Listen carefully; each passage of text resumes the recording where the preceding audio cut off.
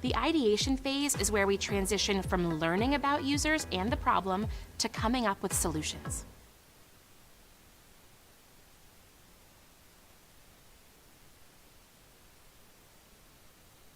Let's start by discussing what ideation means. As you might have guessed, the term ideation comes from the word idea. Ideation can be defined as the process of generating a broad set of ideas on a given topic, with no attempt to judge or evaluate them. The broad set of ideas part is really important. Ideation is all about coming up with lots and lots of ideas, and the no judgment part is important too. We need to be able to explore all ideas without judging them and throwing them out.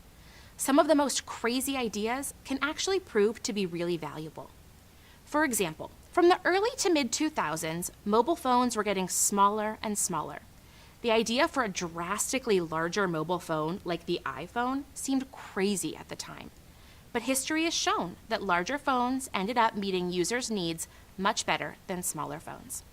Today, companies that make phones brag about the large size of their screens, which is the complete opposite of the conversation 20 years ago.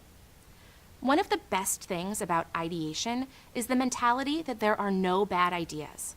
So if coming up with lots of ideas isn't your strongest skill, don't worry. Part of being a designer means intentionally exploring as many ideas as possible, knowing that some of them, or even most of them, won't work. Plus, the more you practice coming up with lots of ideas, the more natural it will feel. So what does ideation look like in the real world for UX designers? A designer, either individually or in a group, brainstorms out loud. Every idea is documented, often on sticky notes or a whiteboard. The goal is quantity of ideas over quality, so share as many ideas as possible. No evaluation is allowed at this stage. If you're brainstorming in a group, make sure you gather a diverse team for different backgrounds and perspectives. Question the obvious. It can be difficult to question a common belief or practice if everyone has the same opinions. Finally, after you come up with a bunch of ideas, take a break. Then, everyone should come back together to evaluate the ideas. When reviewing the ideas, it's important to have a reason for picking the idea you move forward with. There are a few common ways to evaluate your ideas. First, is the idea feasible? Is it technically possible to build? Next, is the idea desirable? Does it solve the user problem you're focusing on? And lastly, is your idea viable? Is it financially beneficial for the business? If an idea meets these three criteria, it might be a good option to move forward with. All right, so now we know what ideation is, what ideation looks like in the real world, and how to evaluate ideas. Up next, you'll learn why coming up with lots of ideas is so important. Enjoy.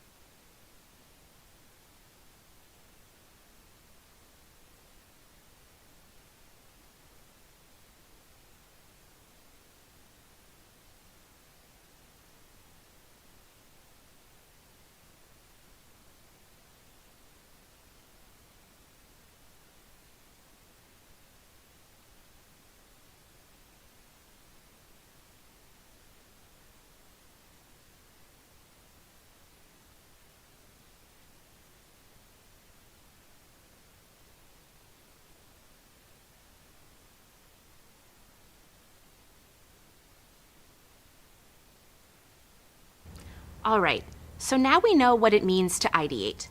But why is coming up with lots of ideas so important? That's what we'll answer in this video. To get our brain pumping, let's ideate solutions for this problem. Olivia is a parent who needs a way to ride her bike with her 2-year-old Luca because he can't ride his own bike. There are lots of solutions to this problem that exist already, but let's imagine it's a new product. To solve for this problem, you could design a seat behind the adult rider, a seat in front of the adult rider, a bicycle built for two, requiring the child to pedal with the adult, a mini bike attachment for the child to ride behind the adult, a basket on the handlebars for the child to sit in, a sidecar like you might find on a motorcycle, a seat that attaches to the adult's helmet, or a covered trailer to pull behind the bike. Are some of these ideas ridiculous? Absolutely. But when you're ideating, you want to push past the obvious ideas to get to the innovative ones. Remember, ideation is focused on coming up with a lot of ideas. Why? For one, the list of your ideas will be narrowed down when you have to think about constraints like budget and timelines. For example, your big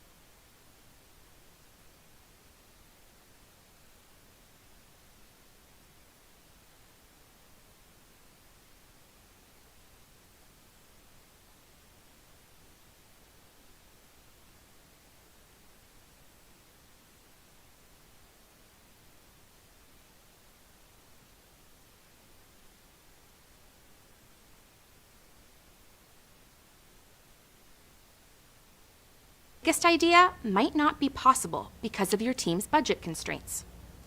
You want to start with a long list of potential ideas so that when constraints are introduced, you still have solutions that could work. In addition, we need to come up with ideas that are equitable. The first idea you come up with might be perfect for you as a user, but when we're designing with equity in mind, we want to make sure that the design works for everyone who will use the product. There are a lot of solutions to every problem, but we want to find the one that works best for your users, not you. Lastly, keep in mind that you might not be the one to decide which idea is the best solution. Instead, let users test a bunch of your ideas, and they might find the right answer. So, now that you understand why exploring lots of ideas is so beneficial, we can start the ideation process.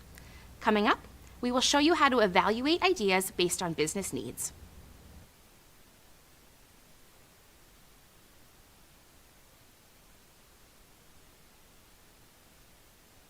Welcome back. We now know how to come up with lots of ideas and evaluate those ideas. As you ideate, it's important to think about the business you're designing for. This includes the business's voice, tone, and budget. That's what we'll focus on in this video, understanding the business needs behind design. UX designers often work closely with marketing and branding teams. That's because branding has a big effect on how users experience a product. Two major components of branding are voice and tone. Even though a brand isn't a human being, it still has a personality.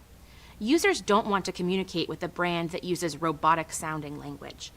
Instead, users want to interact with a brand whose voice and tone sounds human and engaging.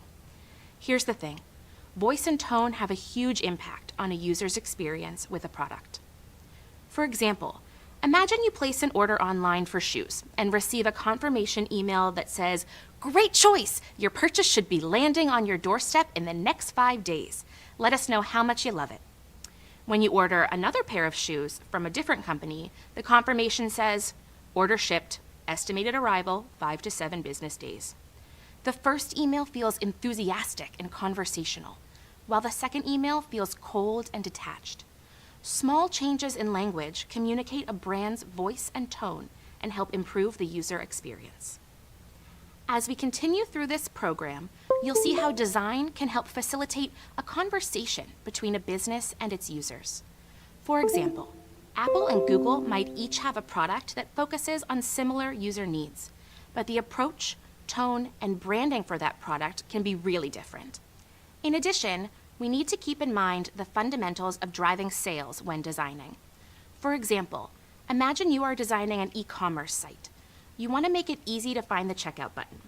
This improves the user experience and drives sales. So your design benefits both the customer and the business, a win-win. Finally, it's helpful to research your brand's competitors as part of the design exploration. Knowing the successes and failures of your competition can help influence your design decisions. That might involve asking questions like, how do your competitors approach the checkout cart? Or what does your competitor's sign-up process look like? To recap, we need to consider both the business needs and the user's needs when designing. Next, we'll investigate our competitors, so get your detective gear ready.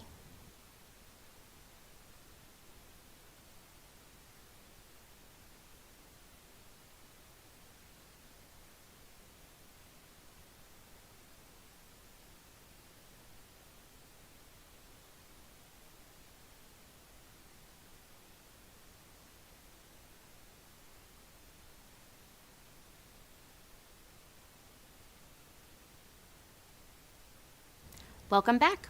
Did you get your detective gear? In this video, we'll explore an important part of the ideation process, competitive audits. A competitive audit is an overview of your competitor's strengths and weaknesses. We know that it's important to come up with lots of ideas before deciding on one solution. A competitive audit is just one tool to explore ideas for designs, so we can learn from others about what has worked and not worked. Let's begin by discussing what you can learn from a competitive audit. This includes identifying your key competitors, reviewing the products that your competitors offer, understanding how your competitors position themselves in the market, examining what your competition does well and what they could do better, and considering how your competitors talk about themselves. So, who do you consider to be your competition? To be thorough, you should include both direct and indirect competitors in your audit. Grab your magnifying glass. Direct competitors have offerings, meaning products, services, or features that are similar to your product and focus on the same audience. Essentially, you're both trying to solve the same problem. Indirect competitors are a little more nuanced. They either have a similar set of offerings but focus on a different audience than you, or they have a different set of offerings and focus on the same audience as you. For example, let's say you're creating a weight loss app that focuses on people in their 30s. Your direct competitors are other companies that also make weight loss apps targeted at people in their 30s. Your indirect competitors are any company that makes health or wellness apps targeted at people in their 30s, or make weight loss apps targeted at people in a different age bracket. It's helpful to audit a wide range of products that compete with yours to get a full picture of the landscape. In UX design, competitive audits are important for a few key reasons. Let's investigate. First, they help inform your design process. How did your competitors approach designing their products? Knowing what others have done can help you make better design decisions for your own product. Second, competitive audits help you solve usability problems. Is your competitor's website difficult to use? If so, you know what to avoid for your own website. Third, competitive audits can reveal gaps in the market. Are there user needs your competitors do not meet? Your product might be able to address these user needs. Fourth, competitive audits provide reliable evidence. Why is it important to gather evidence? Design ideas are most successful when there's a deep understanding of business needs and market gaps. Competitive audits are a huge part of gathering that information. Knowing all of these things can help you save time, money, and energy.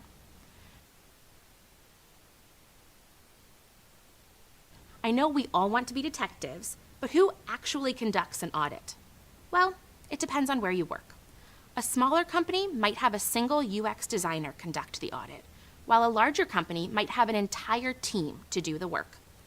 Either way, it's important for you to know how to put together a competitive audit because it's critical to your work as a UX designer. Now you know about competitive audits and their benefits, so you can put your detective cap back on the hook. Coming up, we'll explore some of the limitations of competitive audits. See you there.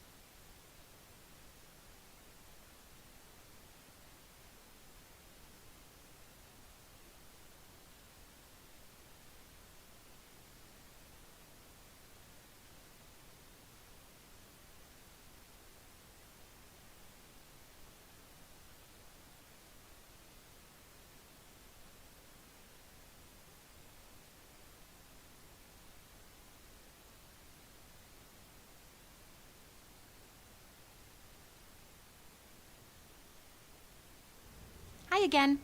Now that we've defined competitive audits and explored their benefits, we'll discuss a few limitations.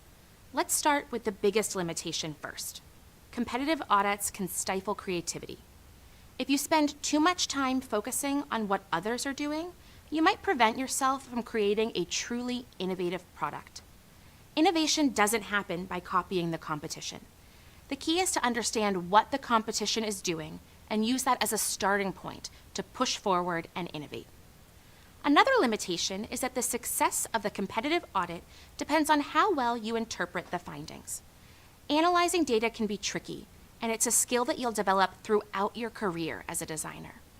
Working on a team can be helpful here, as you'll have others to interpret the data with. Another thing to keep in mind while doing a competitive audit is that not all designs work in all use cases. The features that work well for a competitor might not work well for your product if you serve different users. For example, imagine you're designing a website for a clothing company. A competitor has a feature that shows photos of customers wearing their brand's clothing on social media. But if your audience doesn't regularly use social media, this feature is not a good fit for your clothing website. One last thing to call out. You should do competitive audits on a regular basis, not just one. Audits and their limitations. Coming up, Welcome back. Now that you understand why we use competitive audits, let's go through how to conduct one. The first step is to outline the goals for your competitive audit. Make sure your goals are specific. It can help to break down your goals into the different product aspects you want to compare. Please note, in this video, when we say the word aspect, we are referring to a part or piece of a design or product that is featured in similar designs. For example, imagine you're reviewing 3 competing e-commerce websites. Your overall goal is to compare the aspects of the shopping experience on each site. If we broke that goal down to be more specific, there are a few aspects you might focus on comparing. Customer reviews and ratings, return policy details, delivery and in-store pickup options. Or imagine you're reviewing 2 subscription-based music streaming platforms. In this case, your competitive audit might focus on aspects like pricing options, browse and search functions, and creating and sharing playlists. As you might notice, your specific goals will differ based on the kinds of companies you review. So these 2 examples are just a small fraction of the goals your audit might include. Okay, now you have outlined the goals for your competitive audit. Next up, step 2, create a spreadsheet with a list of your competitors. You should aim to include 5 to 10 competitors in your list. Some of the competitors should be direct, and others should be indirect.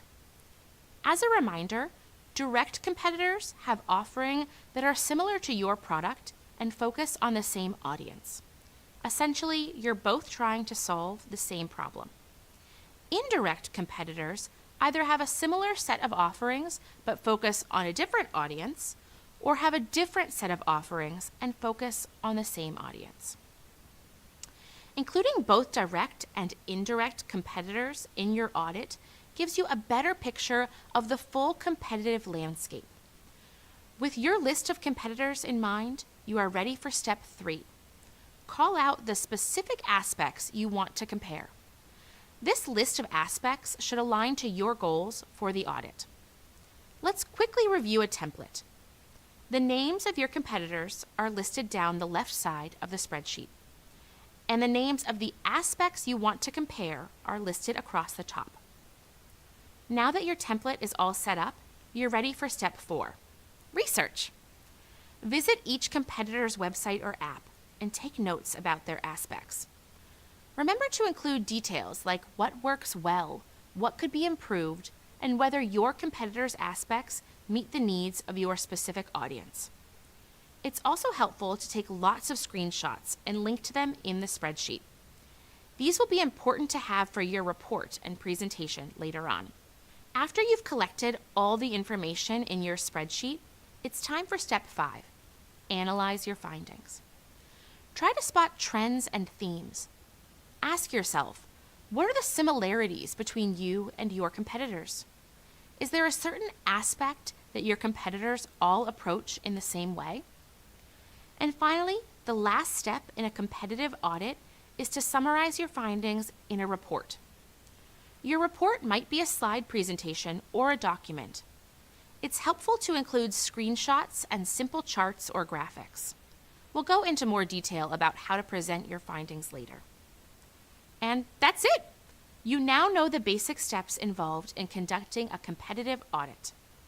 Coming up, we'll go through an example audit step by step so you can get a better idea of how this all works in action. You're doing great so far.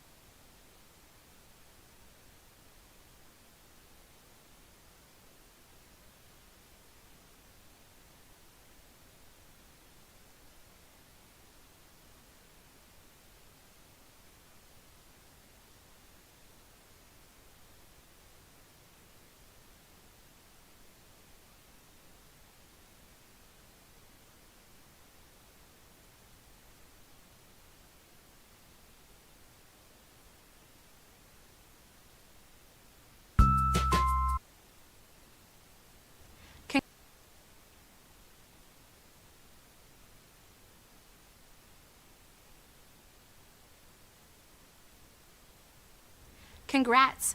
You've successfully presented a competitive audit to your team. Knowing what the competition is up to has given you an edge. In this video, we'll talk about how to use learnings from your competitive audit to ideate. Let's take a step back and remember how competitive audits fit into the larger UX design process. As we've discussed, it's important to come up with lots of ideas before deciding on one solution. To explore ideas for designs, there are many tools you can use. A competitive audit is one. Let's take that one step further. How can we use the learnings from our competitive audit to come up with even more ideas? Try to bring together a team that can ideate from different perspectives, including designers, researchers, writers, and engineers. Now you're ready to start brainstorming. For example, let's say that two of your competitors have a difficult sign-up process. Is your product's sign-up process easy? Can you update your sign-up process design to make your product stand out compared to competitors? As you come up with ideas for how your product can do better, you may even discover new strengths that your competitors haven't thought of yet. Once you've come up with lots of ideas, begin sorting them. You can group similar ideas together to uncover patterns, and a few ideas will naturally rise to the top. Your goal is to walk away from this brainstorm with a list of ideas that help your product stand out from the competition. All right, now you know the benefits and limitations of competitive audits, how to conduct a competitive audit, and how to use findings from your competitive audit to brainstorm new ideas. Coming up next, we'll explore value propositions.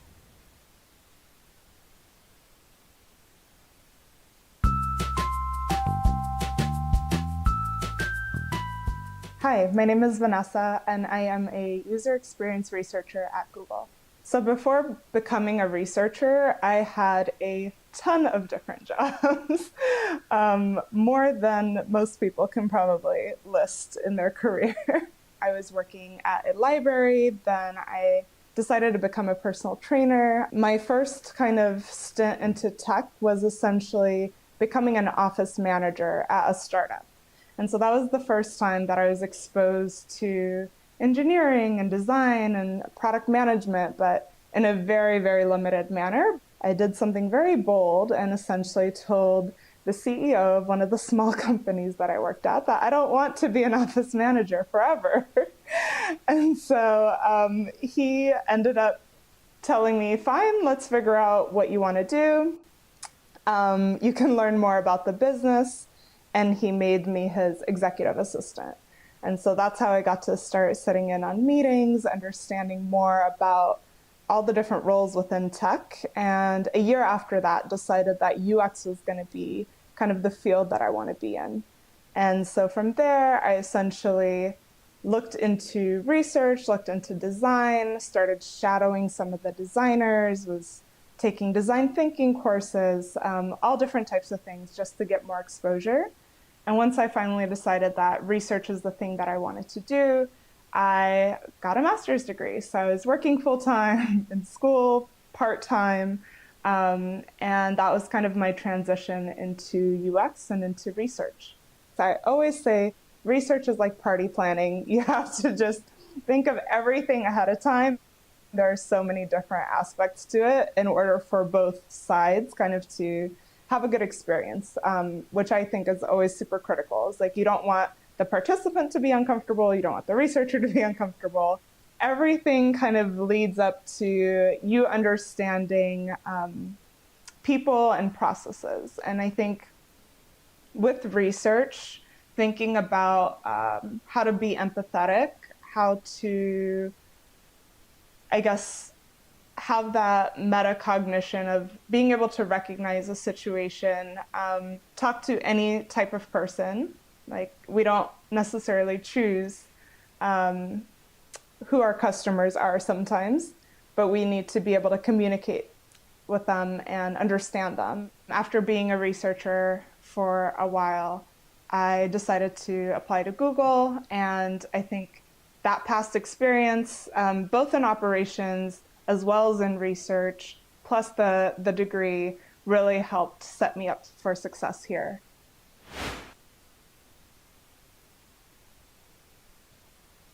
Hi again. Earlier, we explained why it's important to explore multiple ideas before settling on one solution. Using insights from competitive audits is one way to ideate. Now, let's explore another way to approach the ideation process, known as the How Might We exercise. How Might We is a design thinking activity used to translate problems into opportunities for design. Let's break that down. The word how encourages us to explore a bunch of ideas instead of moving forward with only one idea for the solution. The word how suggests that we don't have an answer yet. The word might emphasizes that our ideas are possible solutions, not the only solution. Finally, the word we suggests a collaborative effort. Coming up with ideas requires teamwork. Think back to our example from earlier. Olivia is a parent who needs a way to ride her bike with her 2-year-old Luca because he can't ride his own bike. We came up with a lot of potential solutions to Olivia's need. Let's try coming up with some more ideas using the How Might We exercise. For example, how might we design a seat for a child to ride a bike with an adult? Well, that's a fairly broad question. What about how might we design a safe, forward-facing seat that attaches to an adult's bicycle so that a child can choose to ride or sleep while an adult rides on a mountain trail? Okay, that's too specific. Try this instead. How might we design a safe and comfortable seat for a child to ride a bike with an adult? The phrasing of that last question is what we're looking for during a How Might We exercise. The question should be specific in describing the needs of the user, but still have room for innovation in the final product. This means the question is broad enough to leave space for solutions that might not be evident yet.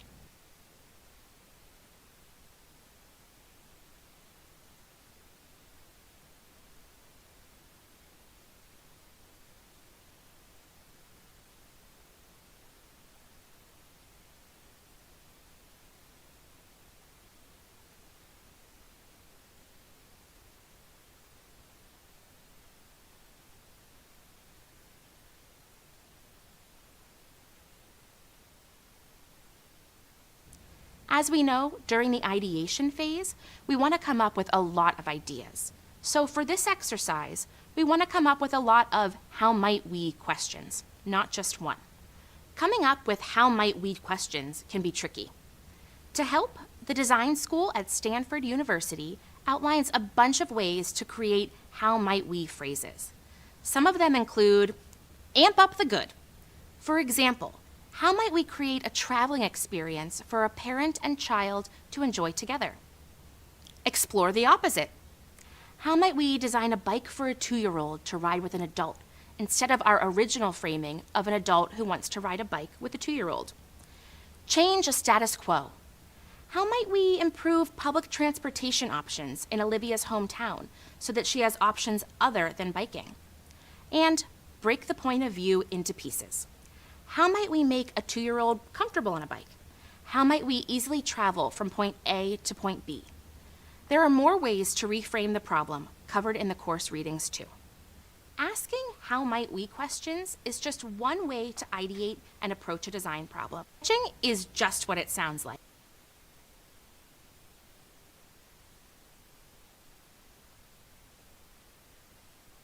Hi, welcome back.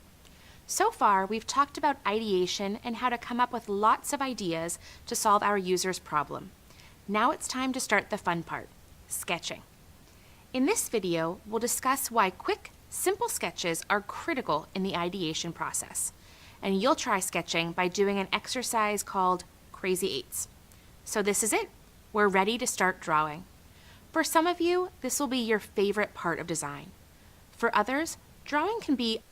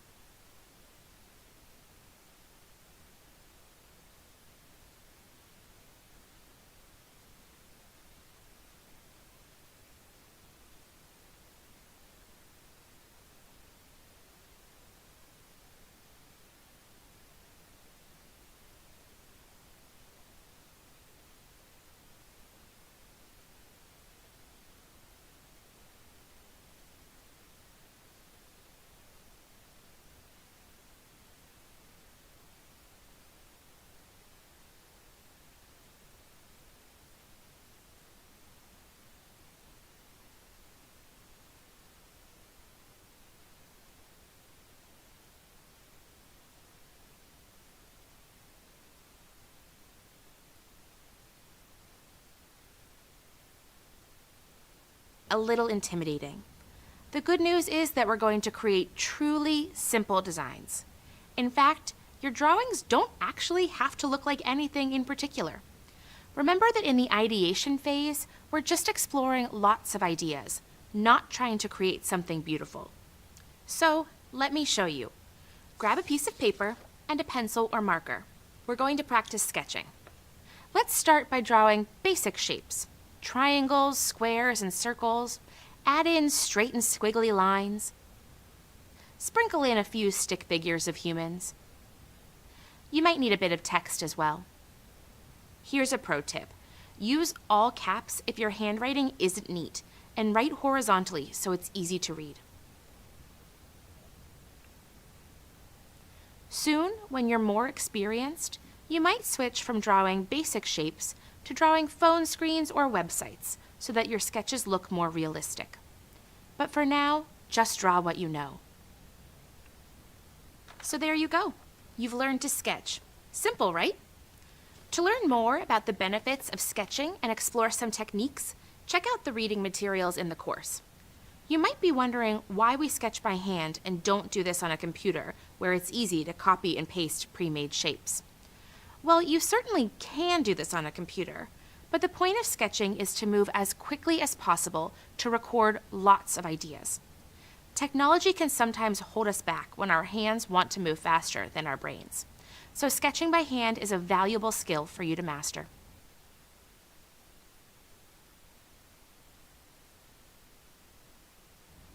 Remember our example from earlier, where Olivia needed a way to ride her bike with her 2-year-old who couldn't ride his own bike? We came up with 8 ideas to solve Olivia's problem. That process was basically a polished version of Crazy 8s. This type of ideation is a very common part of the design sprint process. Started, you'll try the Crazy 8s exercise on. Fold it in half again, then in half one more time. Now you have 8 rectangles that are about the same size. Each of the 8 spaces will be for a different idea. That's where the Crazy 8s name comes from, if you were wondering.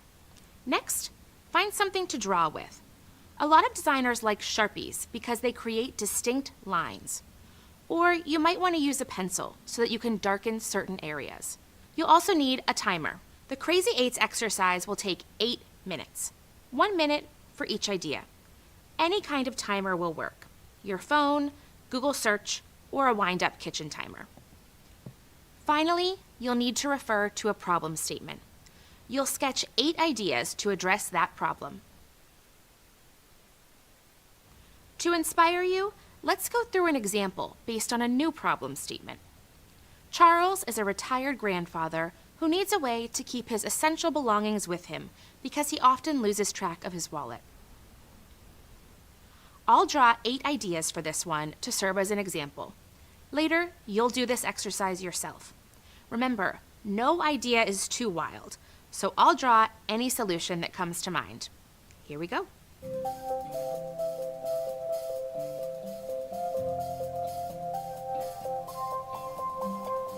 As Charles opens and closes his house's exterior doors to remind him to bring certain belongings, like his wallet, the more you do it.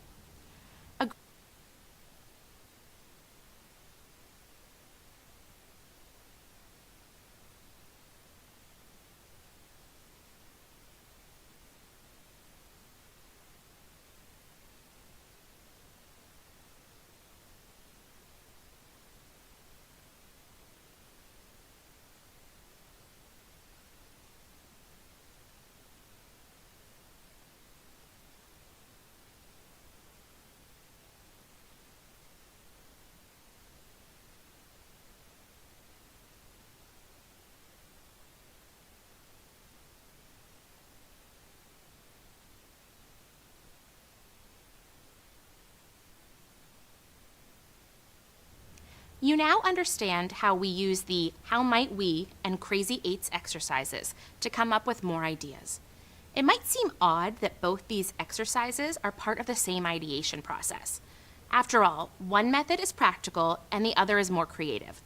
With the how might we exercise, you carefully considered a very specific user problem to create a list of questions. And with the Crazy 8s exercise, you sketched solutions to that problem with no limitations and no thoughts to practicality. Solving a problem requires both pragmatic and creative thinking. In this video, we'll consider how the user journeys you outlined earlier will affect your designs. As a refresher, a user journey is the series of experiences a user has while interacting with a product. Building off personas and stories, journeys help you think and feel like the user. Earlier, we defined this problem statement. Olivia is a parent who needs a way to ride her bike with her 2-year-old son, Luca, because he can't ride his own bike. But we didn't actually create user personas for Olivia and Luca. As a refresher, personas are fictional characters that represent a product's user groups. They're created to identify a user's behavioral patterns. In the real world, we would have completed research before beginning our designs. For example, consider the kid's bike seat that's in front of the rider. This is a pretty great solution for toddlers who are small but still strong enough to sit upright. But what if Luca were an infant? A small baby wouldn't be able to sit upright in that seat, or wear a helmet, so it's not a safe solution for Luca. Or if Luca is much bigger but isn't able to ride his own bike because he has special needs or there's too much traffic for a child to ride alone, that seat arrangement won't work either.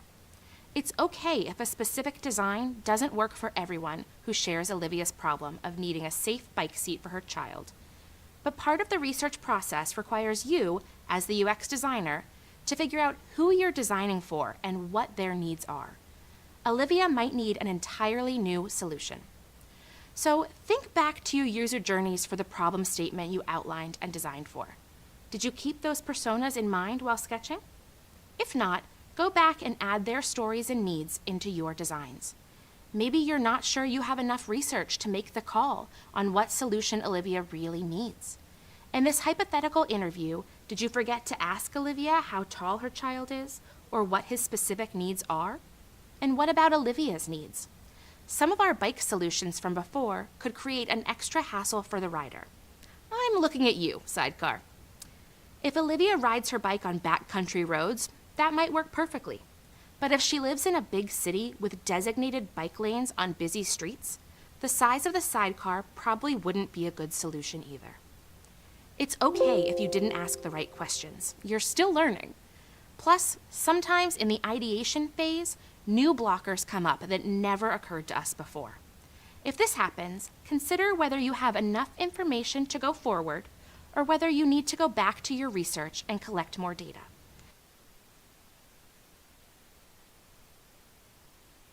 This work you've done, from writing user personas to mapping the user journey to exploring design concepts through sketching, is a great story to tell in your portfolio.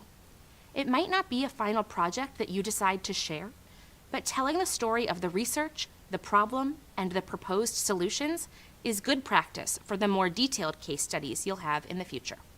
And it's something employers might look for when reviewing your portfolio. All right, we've reached the end of the ideate phase. Let's review what you've learned. Understanding design ideation, conducting competitive audits, brainstorming approaches like how might we and crazy eights, and determining if we need additional research. See you soon.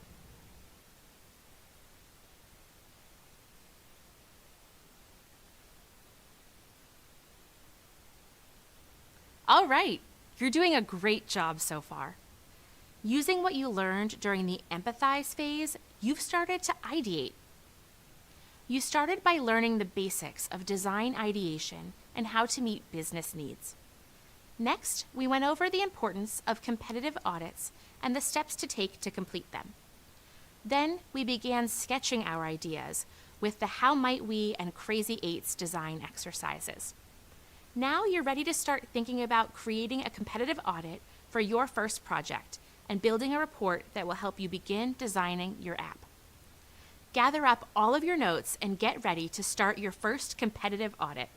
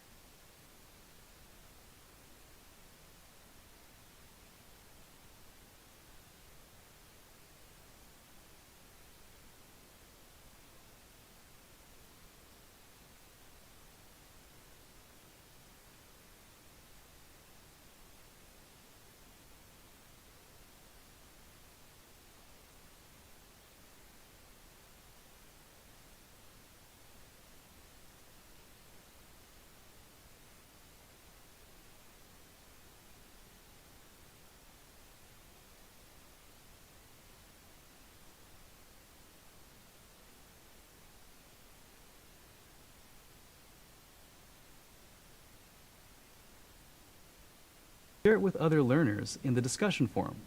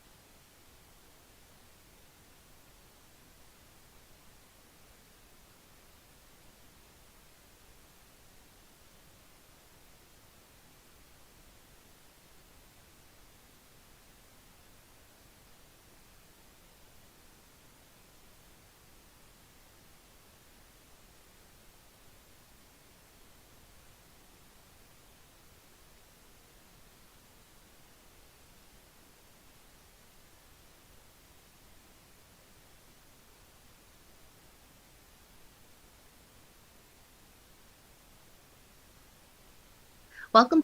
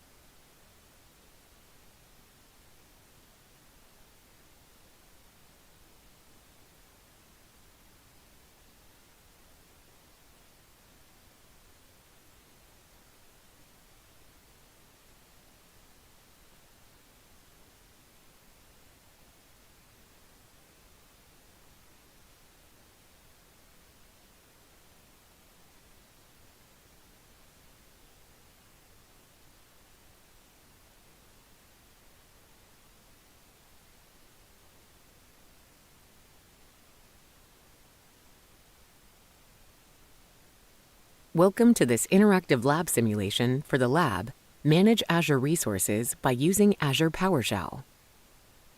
To navigate this interactive lab in this toolbar of select PowerShell, click Show Advanced Set. With an existing resource group selected, provide names for the storage account and file share. Click Create Storage.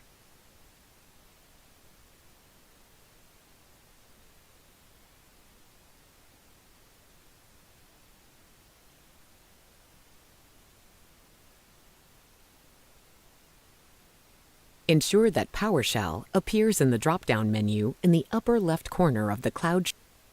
From the PowerShell session within Azure Cloud Shell, run the commands as shown to create a resource group in the same Azure region as the resource group you created in the previous lab. To retrieve the properties of the newly created resource, next, create a new managed disk with the same properties as those created in the previous two labs.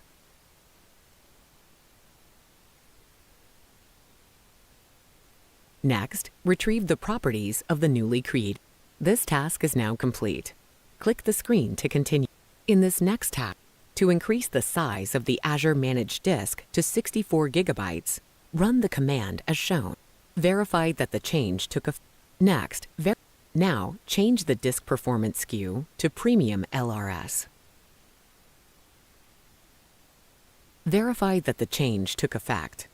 This interactive lab simulation is now complete.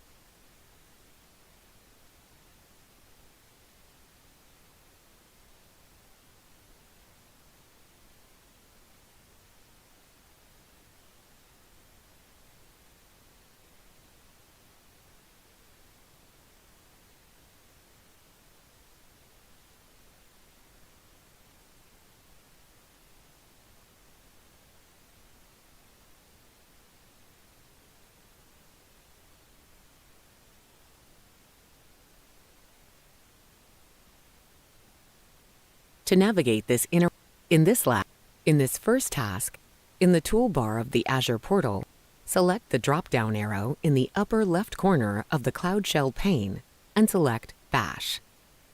Confirm that you want this task. In this next, from the Bash session within Azure Cloud Shell, run the commands as shown to create a resource group in the same Azure region as to retrieve the properties of the newly created resource group.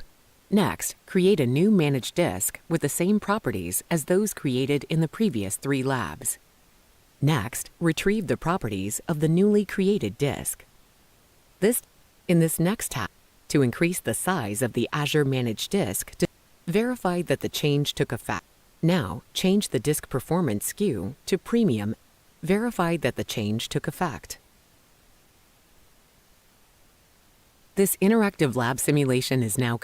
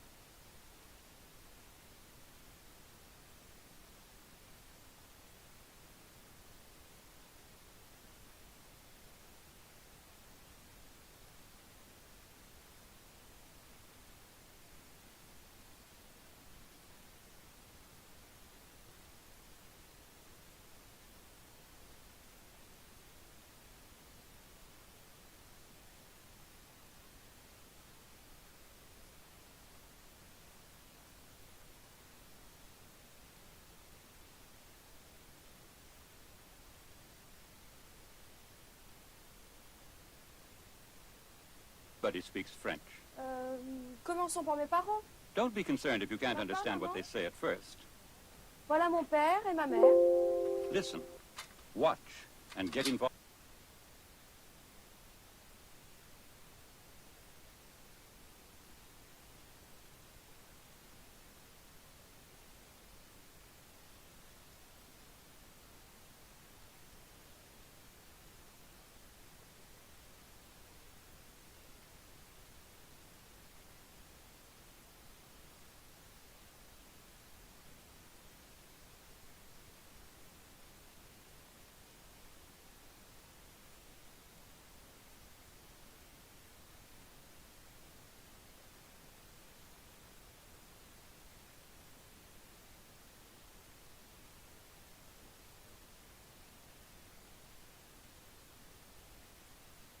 Voilà. Pretty soon you will figure out what's going on and be able to say a few things in French yourself. After the movie, Robert and Mireille wander toward the Champs-Élysées. Robert thinks he has lost his passport. They discuss cinema. Mireille prefers action on the screen, and she admires some of the old silence. A rude soldier on furlough falls, in a way, for Mireille.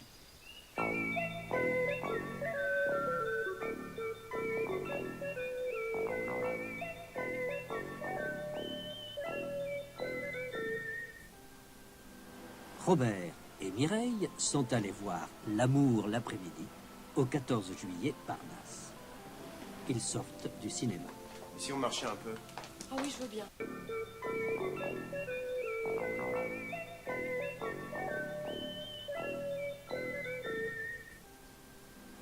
Robert et Mireille sont allés voir L'amour l'après-midi au 14 juillet Parnasse. Ils sortent du cinéma. Et si on marchait un peu? Ah oui, je veux bien. J'adore me promener dans Paris. Tiens, allons du côté de mon Parnasse. Il faut que tu fasses connaissance avec le quartier des artistes et des intellectuels. Je croyais que c'était Saint-Germain-des-Prés. Oui, ça a d'abord été Montmartre, puis Montparnasse, Saint-Germain.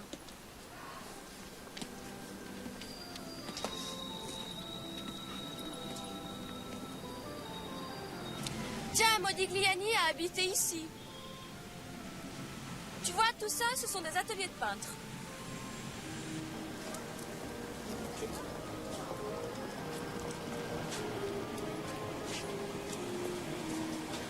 Tout à coup, devant une librairie, Robert s'arrête, l'air inquiet. Il cherche dans ses poches. Qu'est-ce qu'il y a? Mon passeport. Mais quoi, tu l'as perdu? Je sais pas, je l'ai pas. Tu es sûr que tu l'avais? Tu l'as pas laissé dans ta chambre? Tu crois? Je croyais que je l'avais pris. Bah écoute, va voir. Je t'attends ici. Et dépêche-toi.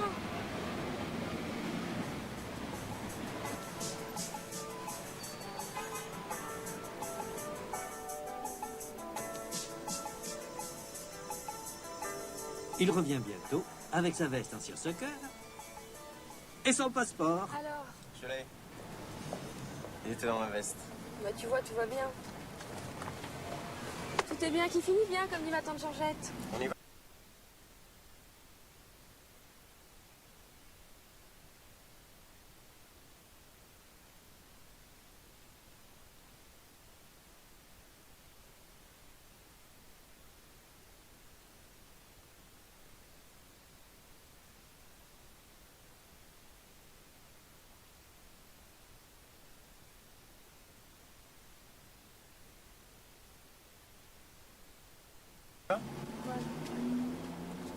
Et ils reprennent leur promenade dans Montparnasse.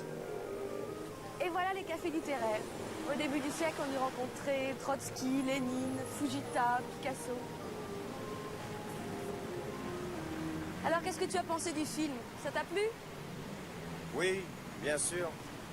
Mais à choisir, je crois que je préfère Ma nuit chez Maud. Oui, quelle idée. Ça alors, pas moi. Ma nuit chez Maud, c'est un peu trop chaste. Il ne se passe rien, il n'y a pas d'action.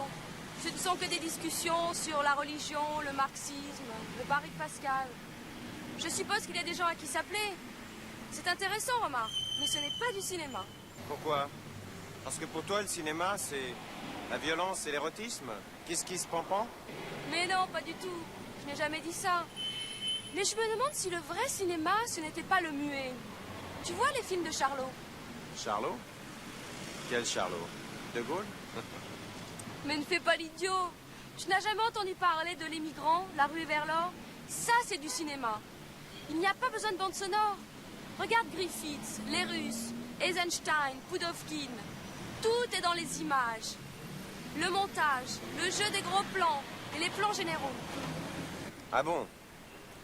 Alors tu es contre le cinéma parlant? Contre la couleur aussi, je suppose.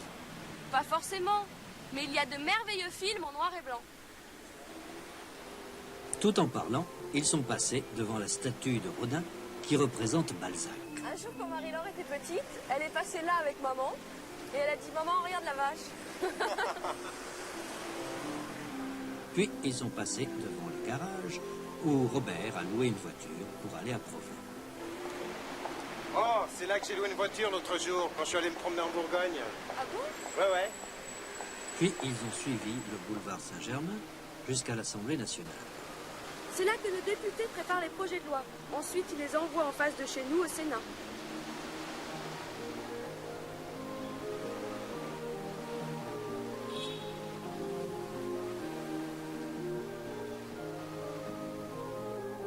Ils ont traversé la Seine sur le pont de la Concorde où ils se sont arrêtés un instant. À droite, là-bas, c'est le musée d'Orsay. Autrefois, c'était une gare. Et maintenant, c'est un musée du 19e siècle. Et au fond, là-bas, on aperçoit l'île de la Cité.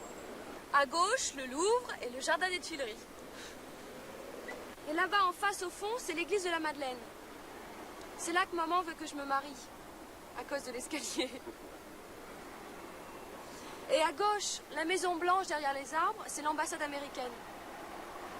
C'est là où il faudra que tu ailles la prochaine fois que tu perdras ton passeport. Tu l'as pas encore perdu, tu l'as toujours.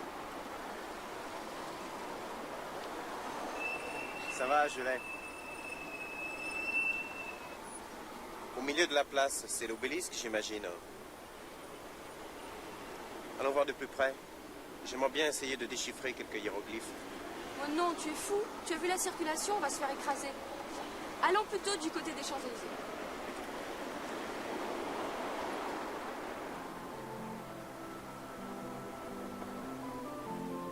Dans les allées, derrière le petit palais, c'est le calme et le silence. Quelques moineaux se baignent dans la poussière. Deux militaires en permission arrivent en sens inverse. La veste en cire-ce-cœur de Robert semble les amuser. Eh dis, t'as vu le garçon boucher qui promène sa nana? Mireille se retourne et sans un mot, en trois gestes précis, elle la voit rouler dans la poussière, à la grande surprise de Robert. Qu'est-ce qui te prend? Tu crois pas que tu vas un peu fort, non? Trois gestes précis, elle la voit rouler dans la poussière, à la grande surprise de Robert. Promène sa nana?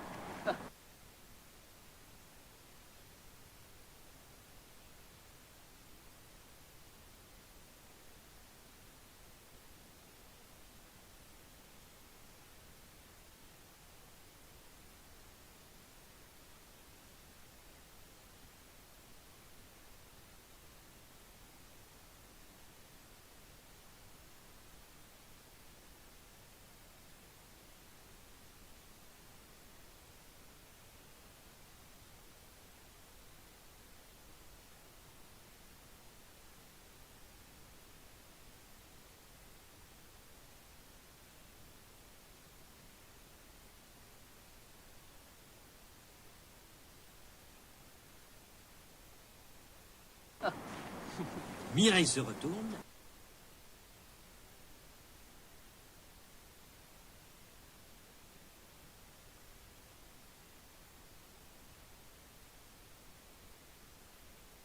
Et sans un mot, en trois gestes précis, elle la voit rouler dans la poussière, à la grande surprise de Robert. Qu'est-ce qui te prend? Tu crois pas que tu vas un peu fort, non? Je n'aime pas qu'on se moque des gens. Et puis il fallait que je fasse un peu d'exercice. J'ai manqué ma leçon de karaté samedi. Je commence à me brouiller un petit peu. J'ai un peu soif, tiens. Si on allait boire quelque chose. Si tu veux. Et Robert, écœuré, jette sa veste en cire-ce-cœur. Mais qu'est-ce que tu fais? Ça va pas, non? Elle ramasse la veste. Ils s'en foutent, ces Américains. En France, on a le sens de l'économie. américain. Et Robert, écœuré, Je commence à me brouiller un petit peu. Je commence à la grande surprise, Je n'aime pas qu'on se moque des gens. Et puis il fallait que je fasse un peu d'exercice. J'ai manqué ma leçon de karaté samedi. Je commence à me brouiller un petit peu. J'ai un peu soif, tiens. Si on allait boire quelque chose. Si tu veux. et Robert, écœuré, jette sa veste en cire ce cœur. Mais qu'est-ce que tu fais? Ça va pas, non? Elle ramasse la veste, Ils s'en foutent, ces Américains. En France, on a le sens de l'économie.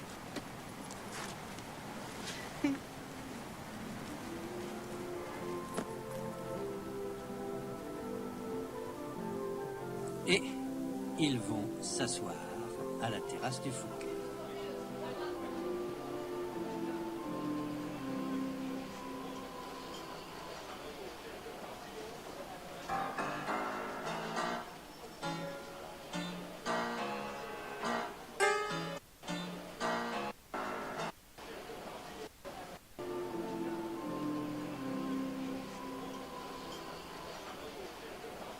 On allait boire quelque chose. Suggère qu'il marche.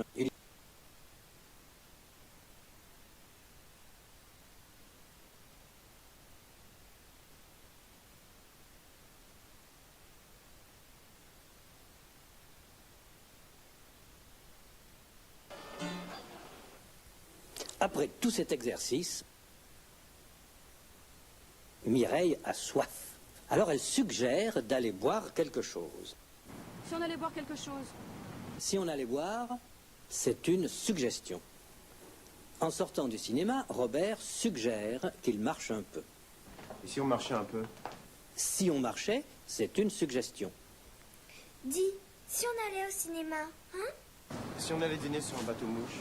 Et si on s'envolait? Et si on achetait un truc? Et si on marchait un peu? Ah oui, je veux bien. J'adore me promener dans Paris.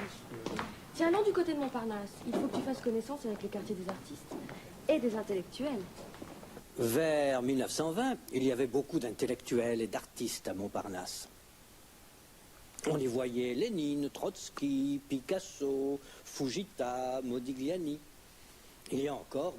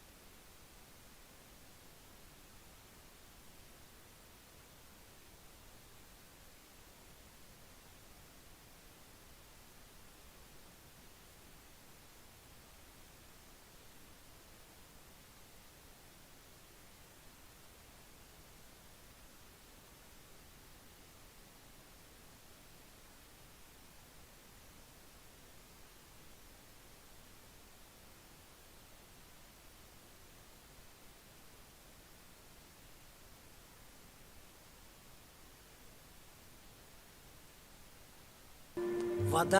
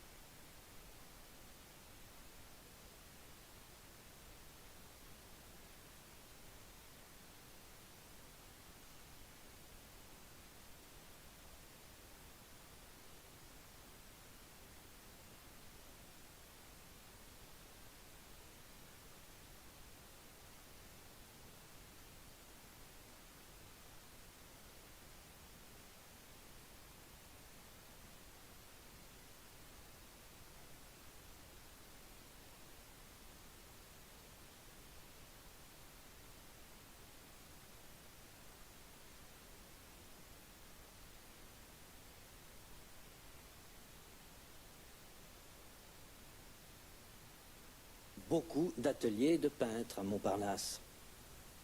Voilà un atelier de peintre, un atelier de tissage, un atelier de dessin industriel, un atelier de soudure, un atelier de montage, un atelier d'ébénisterie. Mireille veut parler du film qu'ils viennent de voir. Alors qu'est-ce que tu as pensé du film? Ça t'a plu? Ça t'a plu? C'est le passé du verbe plaire, vous vous rappelez? Lacan. Quelle idée. Et ça te plaît? Ça te plaît? Oui. Mais à choisir, je crois que je préfère l'autre. Ça t'a plu?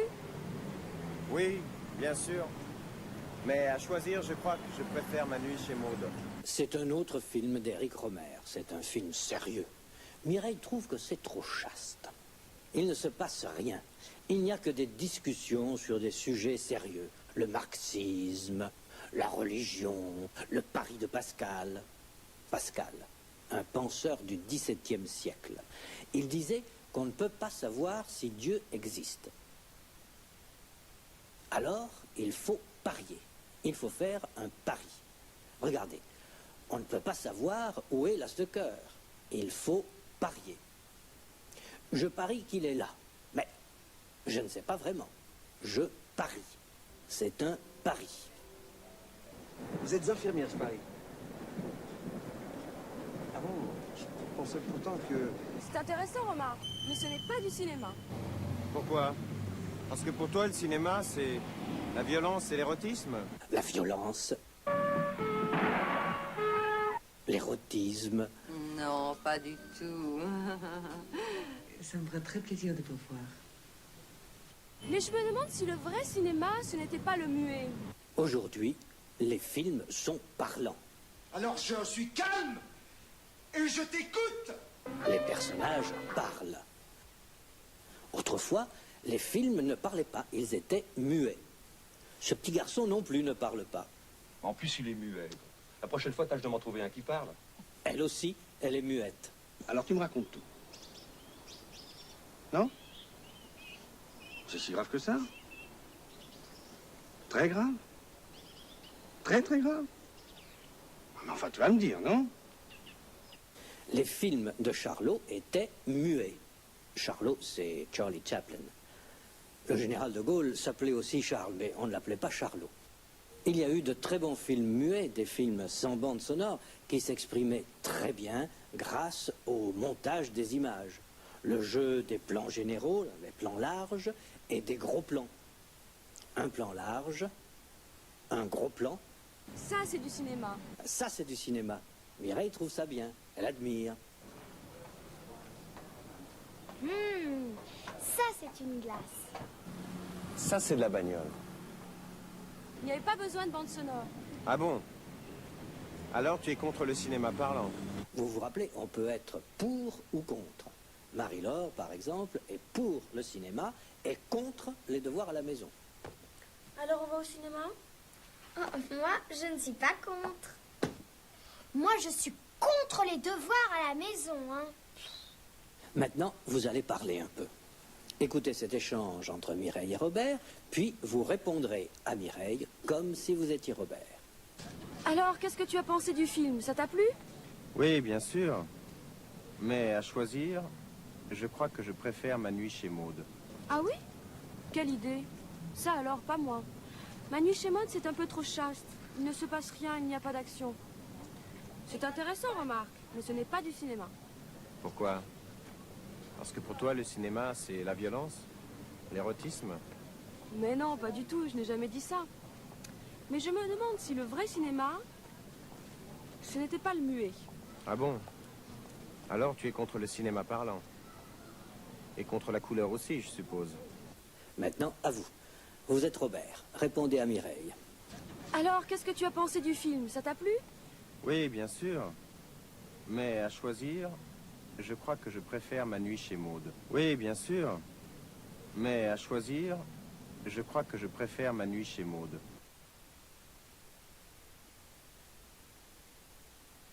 Oui, bien sûr. Mais à choisir, je crois que je préfère Ma nuit chez Maud. Ah oui? Quelle idée? Alors tu es contre le cinéma aussi, je suppose. Quand elle était petite, elle ne savait pas que c'était Balzac. Elle croyait que c'était une vache. En descendant le boulevard Saint-Germain, Robert et Mireille sont arrivés devant l'Assemblée nationale. C'est là que les députés se réunissent pour préparer les projets de loi. Ensuite, ils les envoient au Sénat, en face de chez Mireille. Ils les envoient. Regardez, ici, il envoie un bonbon. À droite, le musée d'Orsay.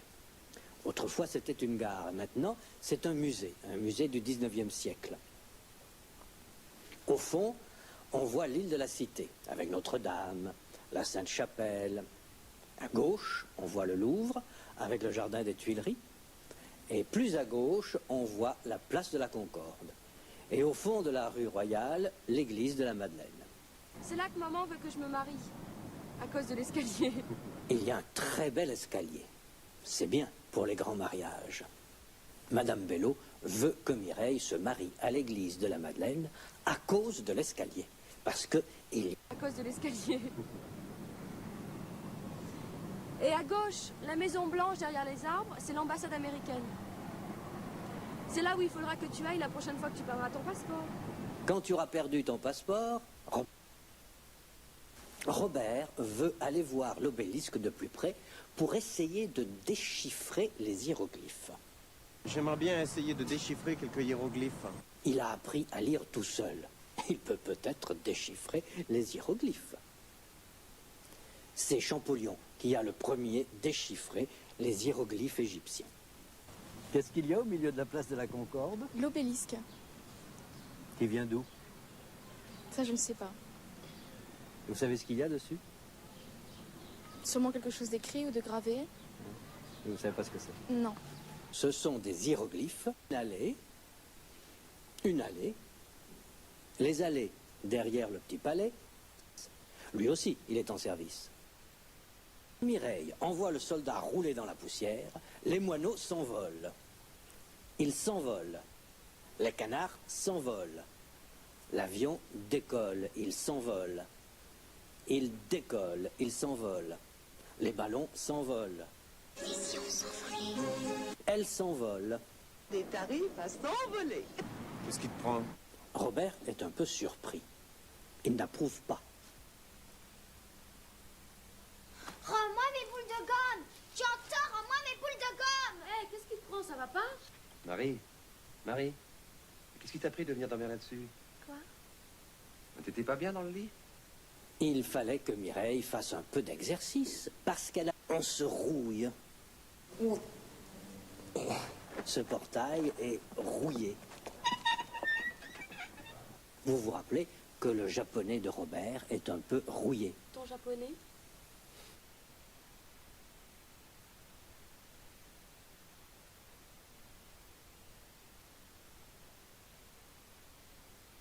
Un peu rouillé.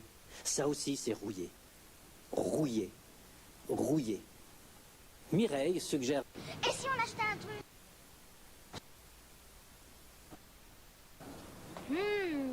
Ça c'est une glace. Et si vous n'aimez pas les devoirs à la maison, qu'est-ce que vous dites? Moi je suis contre les devoirs à la maison, hein. Qu'est-ce que Marie-Laure fait? Elle envoie un baiser. Ça, c'est une rue ou une allée? Une allée. Qu'est-ce qu'il fait? Il se baigne? C'est un peu trop chaste.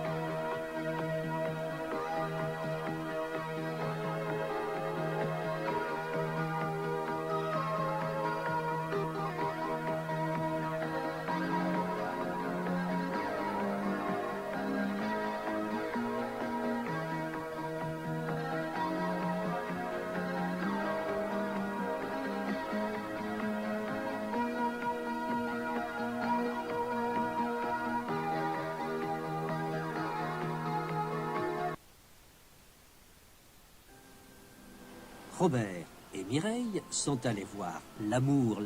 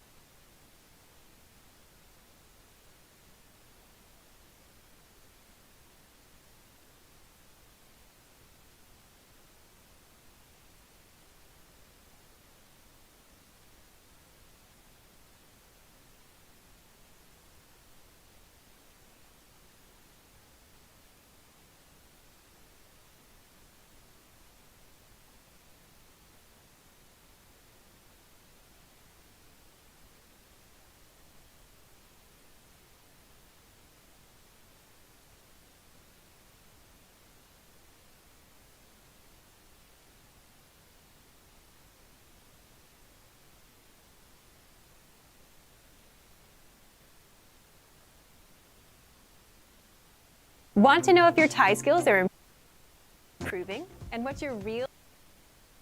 Hi everyone, I'm Jay from ThaiPod101.com. Do you know how to say I love you?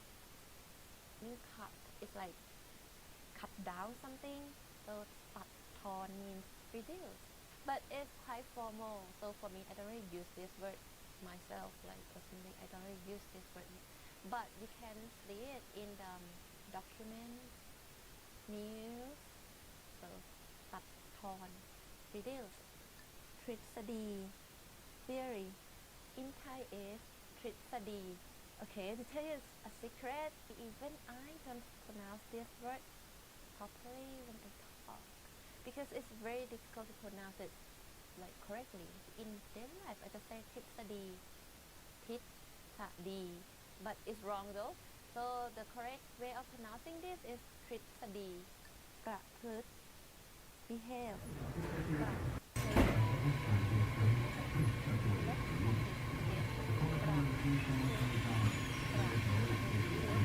like L sound within the word, so it's like ประพฤติ รุนแรง violent รุนแรง violent The only difficult part is you have to click your tongue while you're speaking, like can try like that. And then when you use it, when you form a word, it would be รุนแรง อร่อย delicious. So อร่อย อร่อย and you say it faster อร่อย but don't confuse this word to what, which is อะไร for me, I have a foreigner friend and I always ask him to pronounce this sentence, which is everything is delicious. อะไรก็อร่อย อะไร is what, like whatever you eat is delicious. So อะไรก็อร่อย โรงเรียน school, same as what I have taught you so far. So ร sound โรงเรียน and say it faster โรงเรียน that's school. ง่าย easy ง่าย meaning easy, like thinking of singing, the ng sound, you use that sound in front of the word ง่าย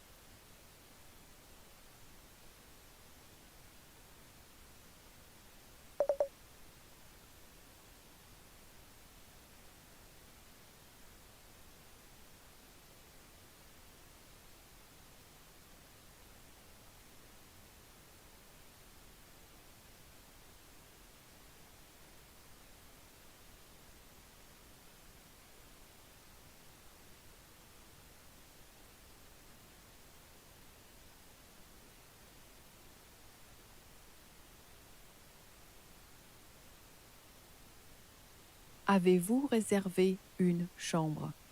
Avez-vous réservé une chambre?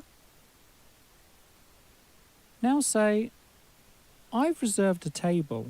Have you reserved a room?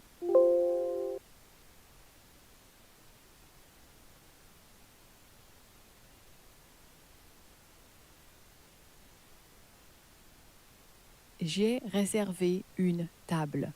Avez-vous réservé une chambre? J'ai réservé une table. Avez-vous réservé une chambre?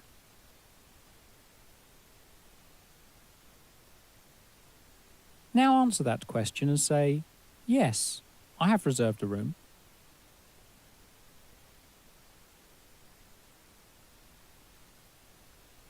Oui, j'ai réservé une chambre. Oui, j'ai réservé une chambre.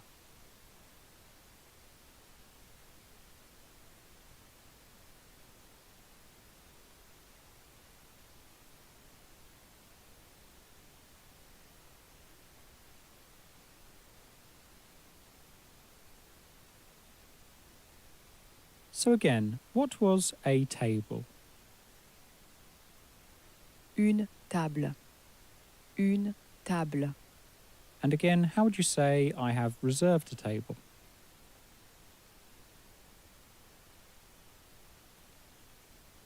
J'ai réservé une table.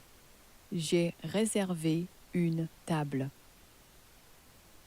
For you in French, for you is pour vous.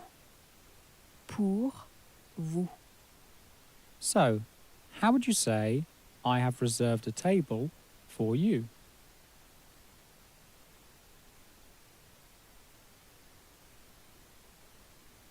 J'ai réservé une table pour vous.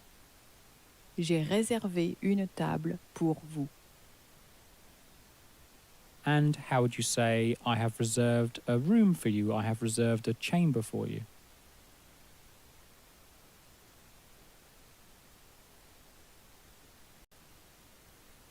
J'ai réservé une chambre pour vous. J'ai réservé une chambre pour vous. So you'll notice there that the word for room, the word for chamber, the ch in French has changed to a sh sound, because ch in French is pronounced like an sh in English. So again, a room in French, a room is une chambre. Une chambre. Now again, what was for you in French, for you? Pour vous. Pour vous. So if that's for you in French, which of those words means you? Vous. Vous. And so which of those words means for? Pour. Pour.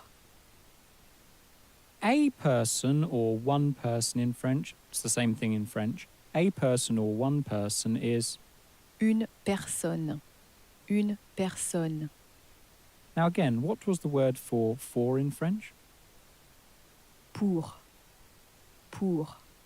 So how would you say for one person?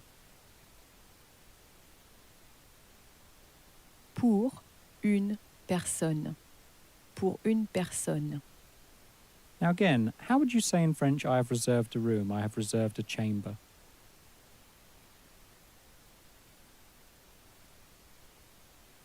J'ai réservé une chambre. J'ai réservé une chambre. And how would you say, I have reserved a room for one person?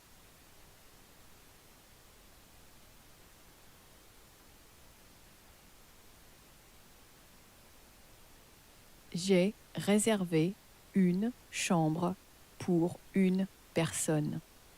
J'ai réservé une chambre pour une personne. So, one person in French, one person was une personne. Une personne. Two people in French is literally two persons, which in French is deux personnes. Deux personnes. So how would you say for two people, for two persons in French?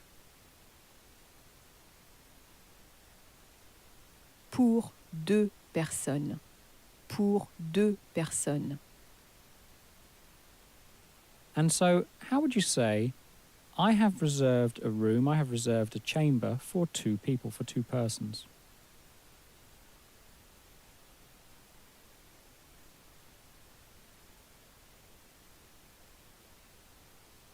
J'ai réservé une chambre pour deux personnes. J'ai réservé une chambre pour deux personnes. Now, again, do you remember how Paris is pronounced in French? How was Paris pronounced? Paris. Paris. And again, what was for you in French? For you. Pour vous. Pour vous. So, if that's for you, what is the word for you in French? Vous. Vous. Now, that word for you in French is spelt V-O-U-S. But you'll notice again that it's pronounced vous. Vous. Without the S being pronounced on the end. And let's remind ourselves again of how Paris is pronounced. Paris. Paris. Now, it's spelt exactly the same way in French as it is in English, except that S in the French at the end of the word isn't pronounced. Now again, what was you have in French? Vous avez. Vous avez. So, that's you have, again with the word you at the front followed by have. So again, one more time, you have is Vous avez. Now, as I'm pointing out with the words you and with Paris, the S on the end of words in French is normally silent. So we don't say Paris, but we say Paris. And we don't say vous, we say vous. However, it is actually possible to pronounce that S on the end of those words if you more or less crash that S into the word that follows. You can't always do this in French, but you can do it when the word that follows starts with a vowel, when it starts with an A-E-I-O-U. I'll show you what I mean by this. Again, so far we've been pronouncing you have as Vous avez. Now, the word for have which we've been using, which is avez, it starts with a vowel, with an A-E-I-O-U. So it's an A in this case. You can actually pronounce the S on the end of the French word for you by crashing it into that word for have.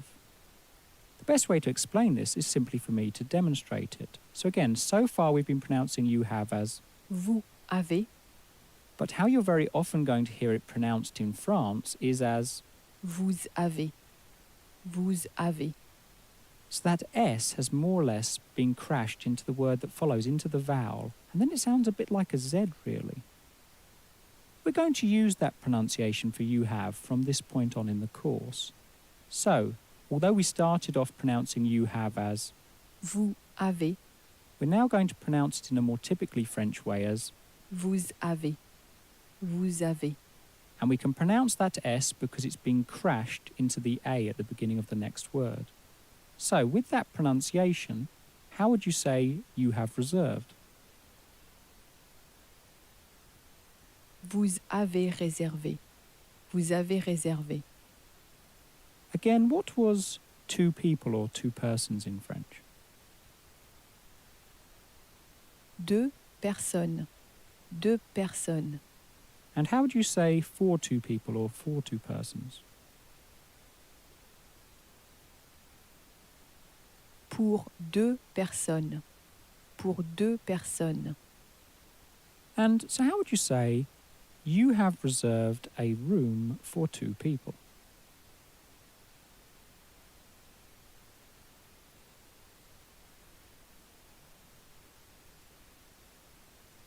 Vous avez réservé une chambre pour deux personnes.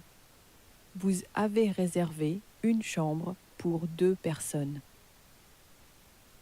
Now again, on its own, what was you have in French? You have.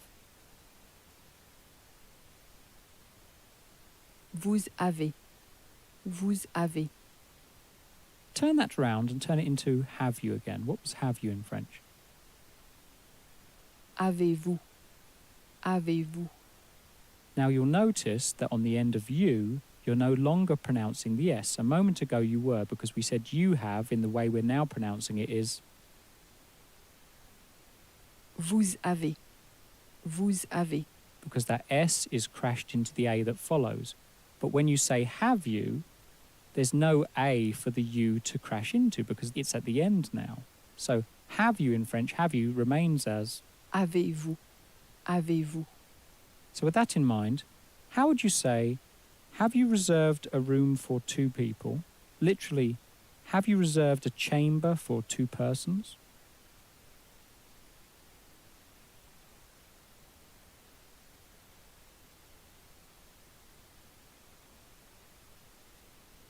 Avez-vous réservé une chambre pour deux personnes?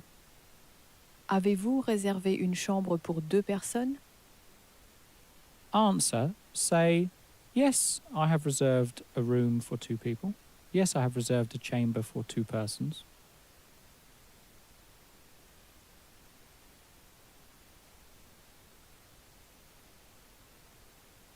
Oui, j'ai réservé une chambre pour deux personnes. Oui, j'ai réservé une chambre pour deux personnes. And again, how would you say in French, I have reserved a table?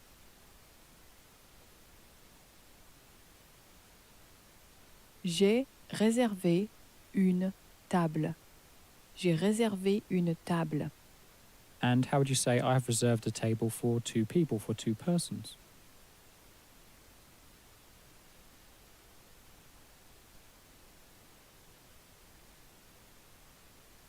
J'ai réservé une table pour 2 personnes. J'ai réservé une table pour 2 personnes.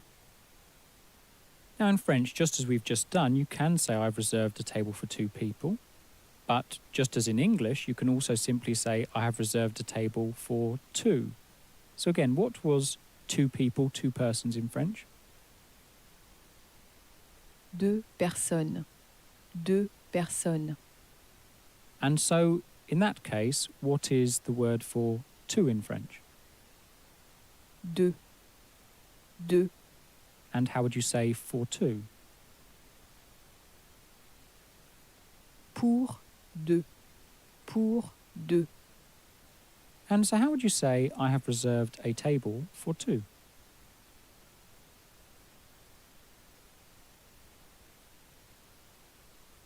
J'ai réservé une table pour 2. J'ai réservé une table pour 2. And again, what is you have in French? Vous avez. Vous avez. You have reserved a table for 2.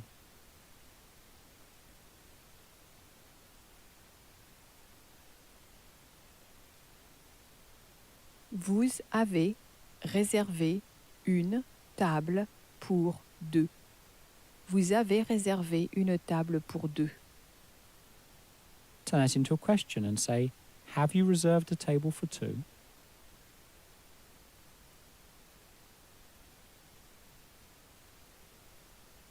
Avez-vous réservé une table pour 2? Avez-vous réservé une table pour 2? And again, don't worry about trying to remember all this, let yourself forget. Don't worry about making some mistakes. And go at your own pace. There's no rush, it isn't a race.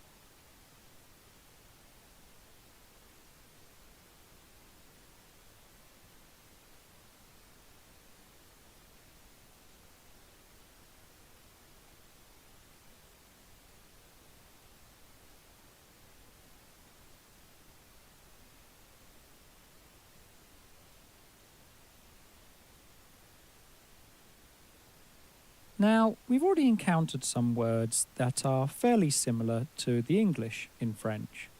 For instance, we've encountered words like visited, which was visiter, and also reserved, which was réservé. So they're fairly similar to the English. Not exactly the same, but similar. And we've encountered reserved. There's also other words similar to reserved in English and French that are shared. For instance, not only do we have reserved in English, but we have reservation. Reservation in French is pronounced as réservation. Réservation. So, it's pronounced in a very similar way to how it is in English, except in French, the ation at the end of reservation, so the ation in French is pronounced as Ation. Ation. With that in mind, how do you think you'd say decoration in French? Décoration. Décoration. How do you think you'd say preparation? Préparation. Préparation. What about invitation? Invitation. Invitation. Now, you'll notice that the in on the front of invitation is not pronounced as a clear in French, although it's spelt in the same way. This is pronounced according to what we'll call the sulky teenager pronunciation. Now, we're all used to sulky teenagers and perhaps to them saying things like, "Oh, I hate you. Oh, I don't want to go." Well, that sound is used a lot in French, making invitation in French, instead of being a clear in, we're going to have this sulky teenager who's going to pronounce it as invitation. Now, knowing words like reservation, decoration, preparation, invitation, it's all very useful, and you should use words such as that where you can, because, I mean, they're more or less free vocabulary. They're almost the same in French as they are in English. However, these words ending in ation have a special use for anyone learning French. And that's that you can alter these words, you can modify them very slightly and make even more new words out of them. I'll show you what I mean. Let's try the word reservation. What I want you to do is take the English word reservation and I want you to cut off the ation from the end. And in its place, in place of the ation, I want you to add what I like to call the cafe E.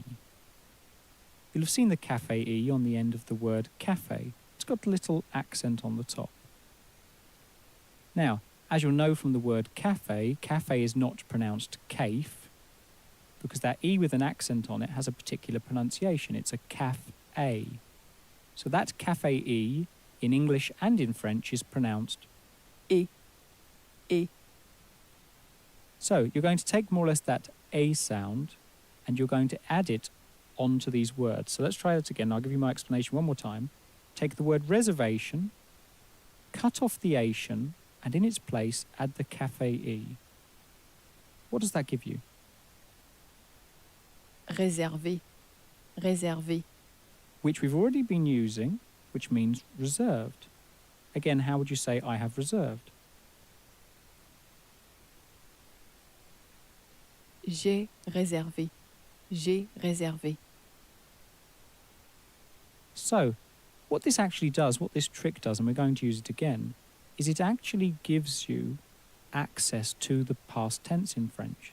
Simply by cutting off the ation and adding a cafe E, we can make words that are in the past tense in French, and they're very useful. Let's try this again now, this time with the English word visitation. Again, cut off the ation from the English word visitation, and in its place add the cafe E. What will that give you? Visiter. Visiter. Which we've already been using, which means visited. So how would you say I have visited? J'ai visité. J'ai visité. Let's try this again now with the word invitation. Invitation. Invitation. So, remember that it has that sulky teenager sound at the beginning.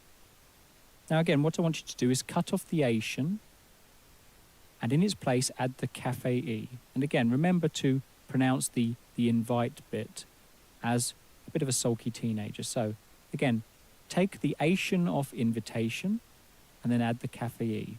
That will give you invited. So what will invited be in French? Invité. Invité. So we've got invitation, we've lost the ation and added a cafe E, and invited has become invité. Invité. And so how would you say I have invited? J'ai invité. J'ai invité. I have invited Paul. J'ai invité Paul. J'ai invité Paul. Now again, what was two people or two persons in French? Deux personnes. Deux personnes. I have invited two people.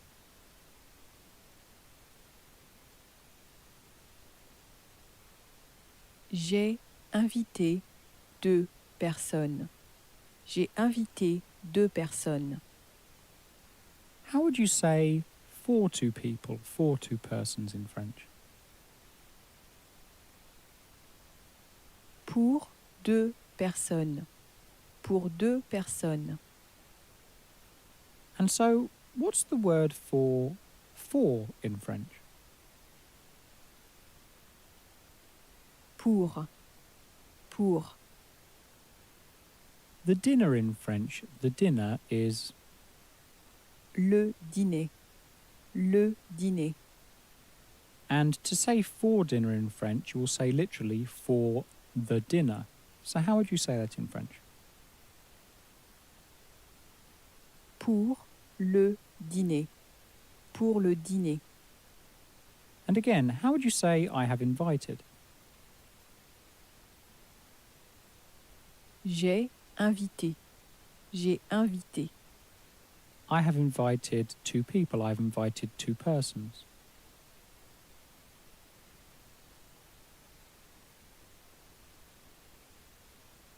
J'ai invité 2 personnes. J'ai invité 2 personnes. And again, what was for dinner, literally for the dinner? Pour le dîner, pour le dîner. So putting that together, how would you say, I have invited 2 people for dinner. I have invited 2 people for the dinner.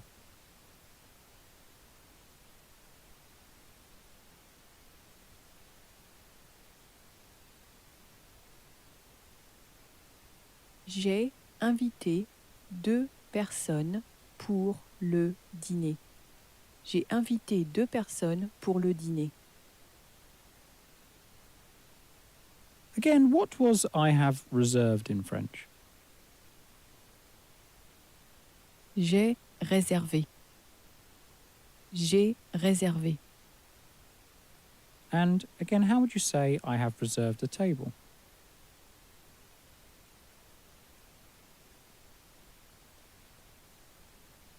J'ai réservé une table. J'ai réservé une table. And how would you say, I have reserved a table for dinner? I have reserved a table for the dinner.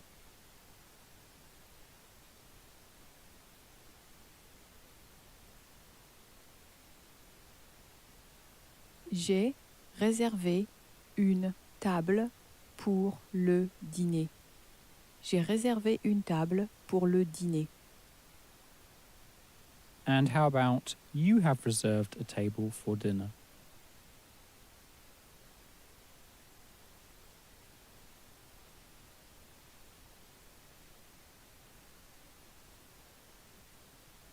Vous avez réservé une table pour le dîner. Vous avez réservé une table pour le dîner. Turn that into a question and ask, have you reserved a table for dinner?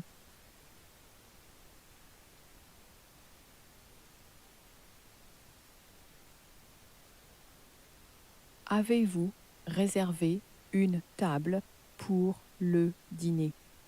Avez-vous réservé une table pour le dîner? Again, what is yes in French? Oui. Oui.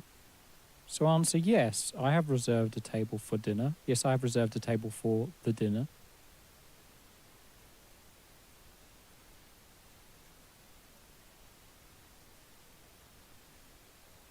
Une table. Oui, j'ai réservé une table pour le dîner.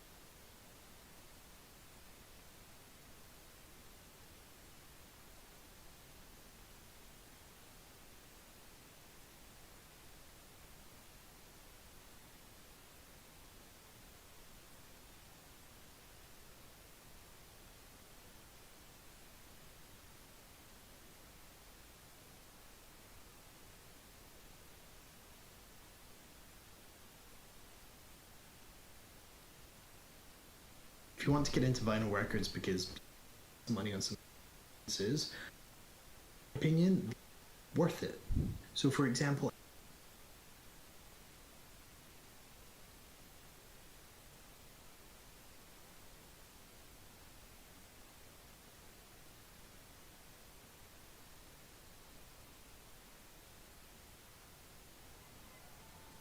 Hello guys, welcome again to my YouTube channel, and in today's video for me guys, that is the normal speed.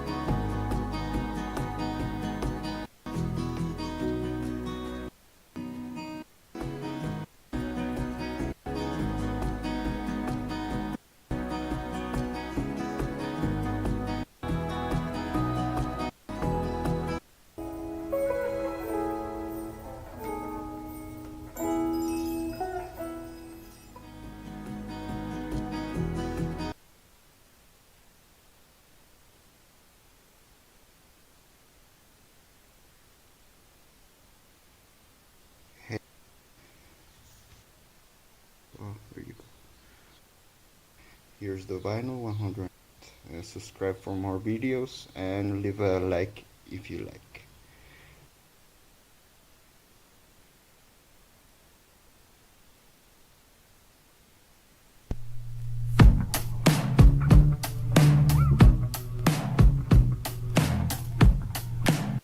Carrying your shoes, decided that once again I was just dreaming of bumping into you. Now it's 3